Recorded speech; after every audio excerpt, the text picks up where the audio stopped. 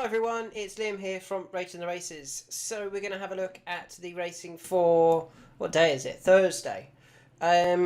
Starting off with the 150, the Coral Kinsem Handicap, a race over a mile and two, or just short of a mile and two. And the horse that I like here, Premium and Pro members have already know who it is. And actually, if you've been following my videos, you'll know who I'm going to say again. I think he'll run another big race, and that is Have Secret, who ran a perfectly respectable race last time out at Ascot, finishing 4th. I thought it was a good race, and I thought he's ran really well. Another really good run. That was his second 4th placed effort in feature handicaps, and to be honest, I think he's running them despite the going. I think he wants a bit of cut in the ground, and I think with cut in the ground, I think he'll run a really big race here, because he now gets cut in the ground, obviously. So Goodwood, at Ascot, it was good to firm, and on the run before that, it was good at Newbury, and I thought it just needs that little bit of cut to really see him at his best, and he gets that here. He gets the soft ground, and I think that will give him a really big chance here. He's not ideally drawn in one, in the fact that I think he probably wants to be coming around the outside, not going down the inside, which is where we may end up, which would be a concern. But hopefully Ashino has been watching the racing and realises that not to go right down the inside, especially from the front. Look at some of those winners yesterday. Jamie Spencer down the outside, especially in the handicap. That's what Have Secret needs to do as well. You know, more than happy for him to go forward and to be just behind the leaders, 2nd, 3rd, 4th sort of thing, but don't be on that rail. That would be the concern for Have Secret. However, with the ground, I think there's definitely more to come from him on this ground, and I think he'll run a really nice race, to be honest. And he's a bigger price than I thought he was going to be. I thought he'd be single figures, to be honest. He's not. You can get 12s comfortably about him. You can get 12 to 1, which I think is a good price for him. The biggest danger, in my opinion, I do think it's Perfuse, who went off the favourite for the Royal Ascot race, where he finished a good 5th. Interesting stat for you here. Sir Michael Stout, in the last 10 runnings, or recent runnings, sorry, of this race, he's had 6 runners, and 5 of them have placed, but none of them have actually won. If we look at a few of the recent renewals, he's had...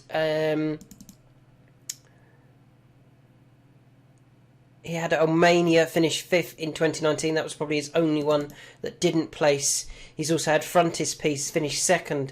He had Arian Power finish 3rd. Last year it was Migdam finishing 3rd. So they come here with horses that have chances, but I'm going on the angle that they don't come here with a horse that they think is ridiculously well handicapped. Although they look like they've got good form, if there is something that's a bit better than him, or a bit better than their horse, or a bit better handicapped, they can also, you know, certainly serve it up to him and then challenge them. I think Have Secret is about his mark on what he's shown this season. However, I think the ground will bring out that little bit more for him, and whilst he's currently rated 92, is he 92 or 91? 92. I think with soft ground, I think he could be a 95-96 horse, and I'm hoping that might be enough to win this race. So yeah, Have Secret is my selection in the first race, the Kinsem Handicap, at 12 to 1. And you notice that the ratings are available for everybody for this race. It's the first race of the day, so you're able to see them.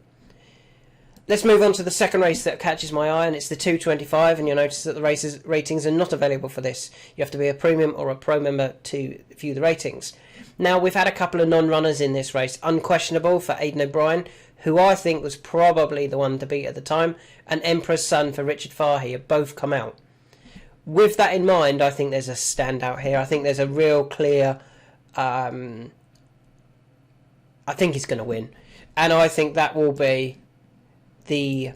We're just going to refresh this to see what they're going. See, they're trying to work out the odds at the moment. I think we might get 9 to 4 about Jassor, and that's who I like. I think Jassor's form is very good. On his second run, went to Nottingham, made all for Clive Cox, won it very nicely, and then actually won a Group 2, the Kingdom of Bahrain July Stakes, comfortably. You know, won it, although he was 16-1, he was only that based on that he'd not really done anything, whereas the likes of Malk, for example, had come from Royal Ascot. Well, Jassur just showed that actually he was a very, very good horse. He was keen early, he was held up, and then he ran on really strongly, and hopefully that's what happens again tomorrow. One positive for... another positive for Jassur. He's trained by Clive Cox, and Clive Cox is obviously doing really well, but he's also had 2 winners of this race in the last 4 years. They were in 2019 and 2020. He won it with Golden Horde and Supremacy. And I'm hoping that that is good enough form or another reason why he can go very well here. I'm just trying to find, did he have a runner last year? Who won it last year? Royal Scotsman beat Alcaraz, Chateau. Clive didn't have a runner that then. Did he have a runner the year before? Asymmetric won it the year before. I'm just having a look. Asymmetric beat Fahy. Oh, he did. He had Couture, who actually finished last that day. Let's hope Jassur doesn't finish last. I kind of think that was one of Couture's worst runs, wasn't it? I'm sure he bounced back from there. Just having a look. He did. He then went to York and finished second, and then went to Doncaster and won off higher marks. So yeah, I think that was just a blip for a Clive Cox horse. I am really keen on Clive Cox's Jassur tomorrow to now take all of the beating in this race with Unquestionable out the race. Moving on to the 3:10 or 3:05? 3 o'clock, sorry. Who do I like for the Gordon Stakes? It's a Group 3 over 1.5 miles, and I'm surprised that they're running him here, and it's Espionage. It's the favourite. It's boring. It's 13-8 favourite, 7-4 favourite. Sorry, you can get 7-4. Come back with a perfectly satisfactory win in a listed race. Okay, didn't win by far, won by a length and a half, but had previously, the time before that, had finished second in the Criterium Group 1. How is this, where are the Group 1 horses that he's taking on here? Chess Piece is a horse who's coming up from good handicaps or listed races. He's a good horse, but only 2 runs ago he was beaten in the Queen's Vase, the Group 2, and I think Espionage would have won a Queen's Vase if he'd been running in it. That sort of quality. I don't think St. George, for example, who was second, is a top-class Group 1 horse, whereas I think Espionage probably will be. Espionage has done nothing wrong in his career, even beating Sierra Blanca in a maiden. Well, that's gone all right. Sierra Blanca has come out and won since, won albeit only a maiden, but was beating Sprewell that day, and Sprewell then went and ended up running in 2 derbies. 2 derbies? Yeah, 2 derbies. So I think the form is really strong, to be honest. And yeah, I think these are good handicappers running against him, and listed in Group 3 animals, but I think Espionage is better than that. I think he's a Group 1 horse. He's got entries in the St. Ledger, and I think that's where we'll see Espionage. So at 7-4, I was very happy with that, to be honest. Moving on to the 4:45, and now we come to 2 races that I'm going to have a little bit of... I'm going to go for something at a bigger price than... Well, not one of those at the head of the market anyway. So, the first one I want to talk about in the 4:45, or the horse I'm interested in the 4:45, is Alpha Crucis, who is here. Now, he's a big price. 22-1 Alpha Crucis. I'm hoping he runs better than our last Gary Moore selection, which was Soto Sizzler, who finished last. So why do I like Alpha Crucis? So, last time out on the all-weather in a Miles Series qualifier, I think he just found the 7 furlongs on the all-weather just happening too fast, and he got outpaced and didn't run particularly well, albeit finishing 5th. But his run before that was a very good effort when he was second to Expressionless, who had come into the race off the back of a win. So had Alpha Crukis. But if you watched the race, Alpha Crukis, the jockey left it too late. Jason Watson got his timings wrong, and I think if he'd made an effort earlier, he would have he would have won. Whereas, yeah, he would have won, sorry. And I'm sorry, I just got a message come up on my other screen. Yeah, I really like him, to be honest, for this race. And I think the soft ground that he gets, where is it? Here, the 4:45. The soft ground that he gets, which is where his form is best. Both of his last two efforts on the turf have been on soft. I think he'll run a really big race here, to be honest. I'm trying to work out why he's such a big price at 22. That's why I'm umming and ahhing. Yeah, I think back on the turf, back on the soft ground. He's got a decent draw in 14, so that'll mean he can come round the outside. I don't need him. He doesn't need to go forward. He can wait out the back and pick up nicely late on. Yeah, I'm really hopeful of a big run here from Alpha Crukis at decent price at 22-1. And the final race that I'm interested in is the 5:55, which is a 5 furlong handicap, and the horse I like here is also a decent price. And I'm surprised at the price, but I can understand this one a little bit. So that horse is the one who's just starting to be backed, Rogue Spirit, at 14s and 16s. 16s are readily available. So this season he's not been as good, for sure. He went to York for a 5 furlong listed race on his return, and he was disappointing. Finished 10th. He then went to Royal Ascot for a handicap. He went off 50-1 and he finished 23rd. And then he dropped slightly in class. He went for a handicap on the all-weather over 5 furlongs. And again, he didn't run great in 6th. However, those last 2 races on the turf have been on good to firm. Look at his best runs, and they've come on softer conditions. He's got a win. He was third, to Tostardo at Chester in a conditions race, beaten by Tostardo and Cold Case. Not beaten far by them on good to soft ground, soft in places. He then went to Haydock 2 runs later and actually won over 5 furlongs in a nursery on good to soft. The horse he beat that day was Aldassim. Aldassim, last time out, went off 4-1 for a Group 1 at Meydan. He's also won a Group 3 at Meydan. He'd also won a couple of races at Wolverhampton. He's actually gone on to be a really good horse, Aldassim. Now, that, I think, was all because of the ground. I think that's what really helped Rogue Spirit. Since that run on good to soft, he's run on good in a Group 3, and then he's run on good to firm, and standard on the all-weather. Back on the soft conditions, into a 0-95 handicap. He's not even running in one of the feature handicaps. It's just a 0-95 handicap. Soft ground, 5 furlongs, because some of his runs that he's disappointed in have been over a bit further.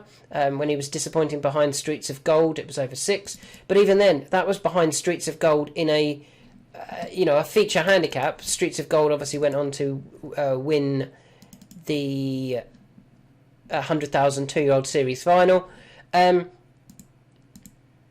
Yeah, this is an easier race. He's got the ground. He's got the trip. He's now down to a nice mark. He returned this season rated 96, and he runs here off. What does he run here off? Lower. Was 96 at the beginning of the season. He gets in here off 87, so he's dropped £9 in 3 runs on ground that didn't suit, and now he gets that ground.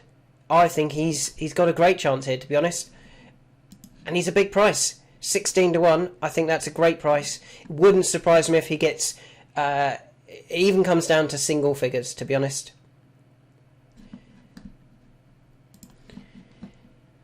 So I'm quite a fan of Rogue Spirit here on the soft conditions. The final horse that I want to talk about is in the Galway Hurdle.